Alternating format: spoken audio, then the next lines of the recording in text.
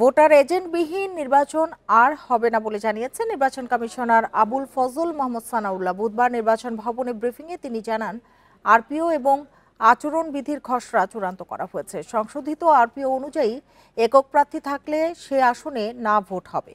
সংশোধিত আরপিওর খসড়া ভোটিংয়ের জন্য আইন মন্ত্রণালয়ে পাঠিয়েছে নির্বাচন কমিশন।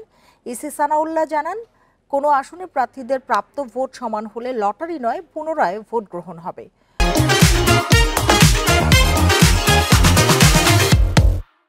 ভোটার প্রতি 10 টাকা হারে নির্বাচনী ব্যয় নির্ধারণ করতে পারবেন প্রার্থীরা।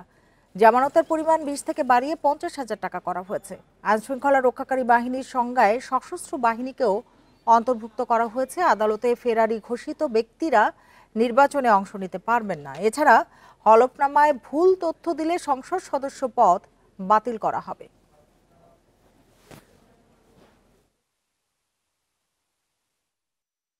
যদি কোনো প্রার্থী তার হলফনামায় কোনো মিথ্যা তথ্য দিয়ে থাকেন বা এটা যদি প্রতীয়মান হয় নির্বাচন কমিশনের কাছে স্বপ্রণোদিতভাবে বা কোনো প্রতিবেদনের ভিত্তিতে বা রিপোর্টের ভিত্তিতে, তাহলে নির্বাচন কমিশন সেটা তদন্ত করে ব্যবস্থা নিতে পারবে, এমনকি তার প্রার্থিতাও চলে যাবে এবং তিনি সংসদ সদস্য পদ হারাবেন।